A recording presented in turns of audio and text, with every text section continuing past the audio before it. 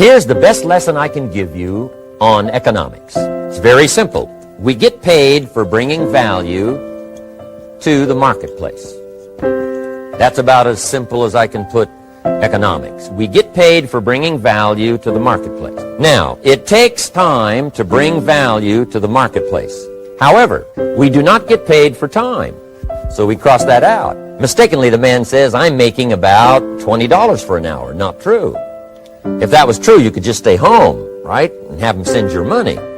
So that's not true. We don't get paid for time. We get paid for value brought to the marketplace. Now, since that's true, here's one of the key questions of my talk to you today. Is it possible to become twice as valuable to the marketplace and make twice as much money in the same time? Is that possible? The answer is yes. Could you become 3 times as valuable as you might be right now to the marketplace and make 3 times as much money in the same time? And the answer is yes. 5 times? 10 times? Of course. America is unique. It's a ladder to climb. It starts down here, let's say, at $5 an hour, and it keeps going up. Top income last year, $80 million. The guy who runs Coca-Cola. Now, that's a heck of a ladder. That's why everybody wants to come here, right? The boat people are not headed for Vietnam.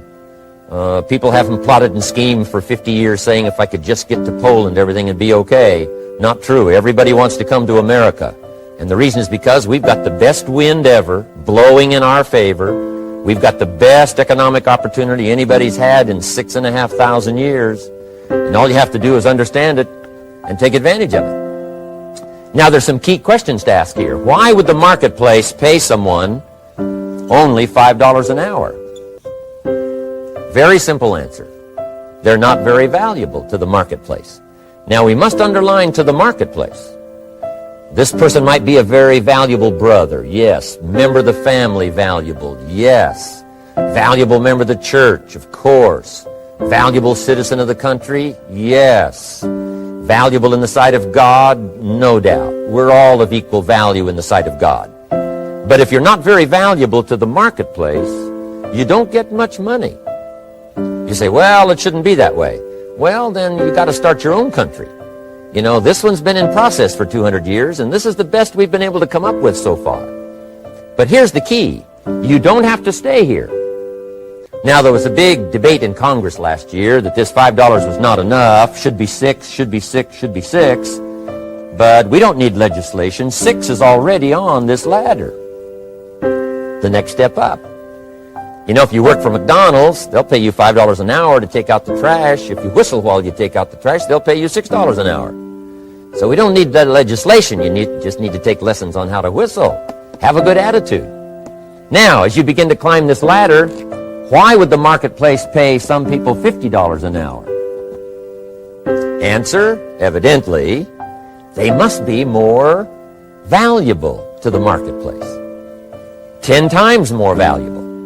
And is that possible for someone to be 10 times more valuable and earn $50 an hour instead of 5? And the answer is yes. That's what America is all about.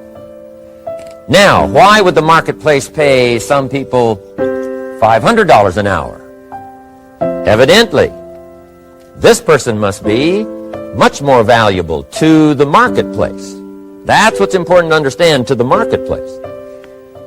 And would the marketplace pay one person $80 million for 1 year's work? And the answer is, of course. If you helped a company make $1 billion, would they pay you $80 million? I'm telling you, it is possible. And that's why America is so exciting. That's why this financial ladder is so exciting. It's possible for all of this to come true for all of you, no matter where you start. As a student in school, just getting started out there in the workplace, this is all possible for you. Now, Mr. Schoaf gave me the clue on how to climb this ladder as high as I wanted to climb. Now, we're talking primarily economics here. There's a lot of other ways to become valuable to your family, valuable to your friends, valuable to the community, valuable to the team, right? Valuable to the team effort, valuable to the concert. But here's what he said to me. In climbing this ladder economically, all you have to do is work harder on yourself than you do on your job. Once I heard that, it made sense to me.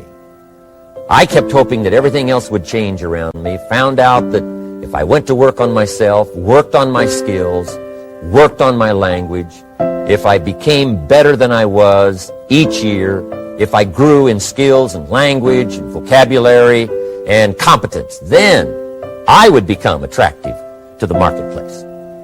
Not very long ago, a company called me and said, Mr. Rohn, we're expanding internationally. We'd like to have a bit of your expertise to help us. Would you give us a bit of your time? We'll add some millions to your fortune. And I said, okay. And I thought later, isn't that interesting? They would call me. Then my second thought was, of course they'd call me.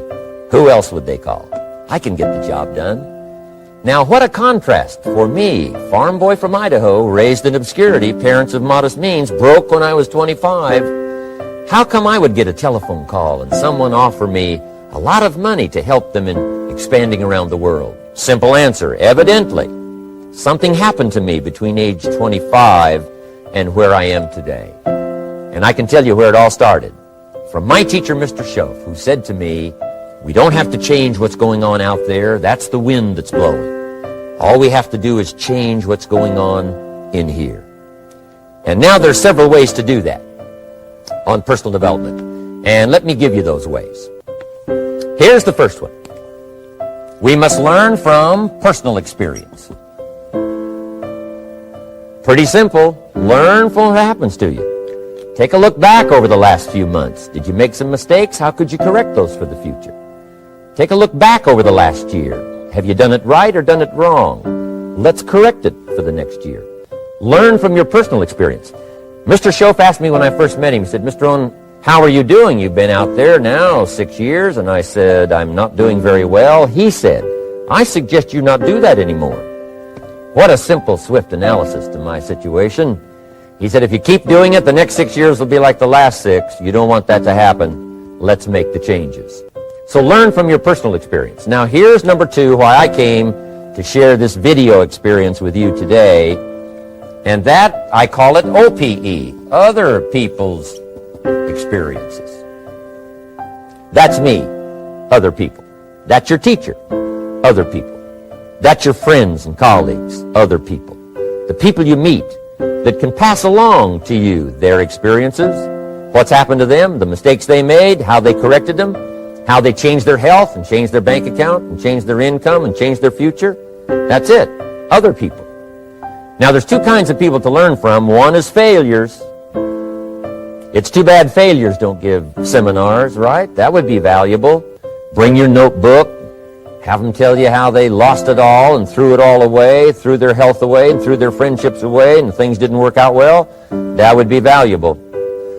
But now then we must also learn from positive, people that have done well. They've got the health, and so we ask them, how did you become so healthy?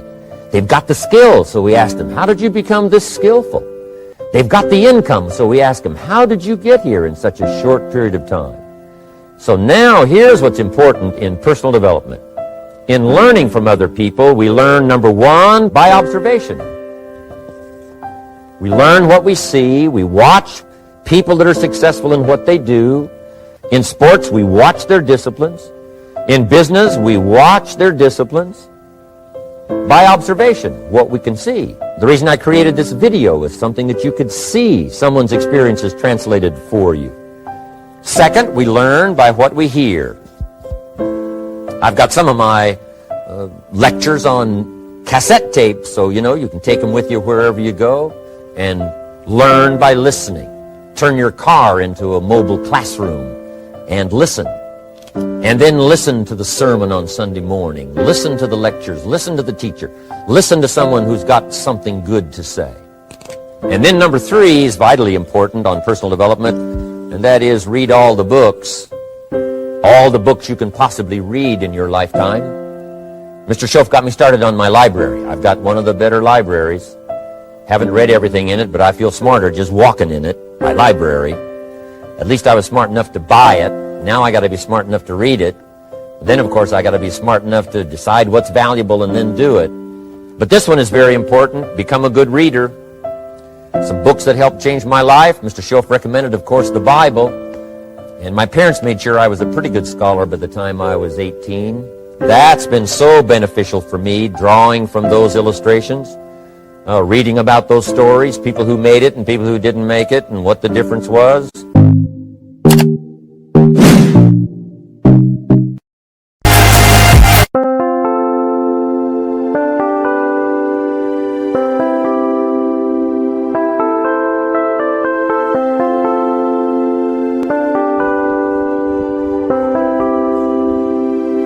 Chẳng thể quên khi cơn mưa đêm lại về.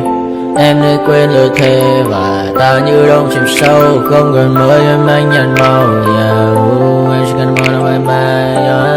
Chỉ còn là những cơn mưa vô giá. Cho bên mơ em không mơ ai nhẹ. Anh muốn em mơ, chỉ cần bên em không được cần nhớ. Và trôi không nhớ người ta bên nhau nhưng đã thở. Muốn nhớ vì say em chỉ của em ở đây. Và anh như muốn chết vì nhưng không muốn em nữa mà bằng vậy. Tình yêu làm cho ta đau đầu. Không em yêu nam thân màu. Anh như đứa mong cầu và mưa bên em có sầu. Chào các bạn bay ở mơ. Chỉ có bên em nhưng là có mơ. Em mà đã ra em muốn bên ai. Anh không mong gì hơn, chỉ mong em sẽ ở đây ôm anh thật gần.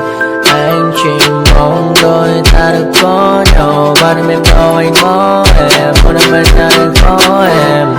Ta sẽ trao nhau môi hôn thật sâu. Ôm anh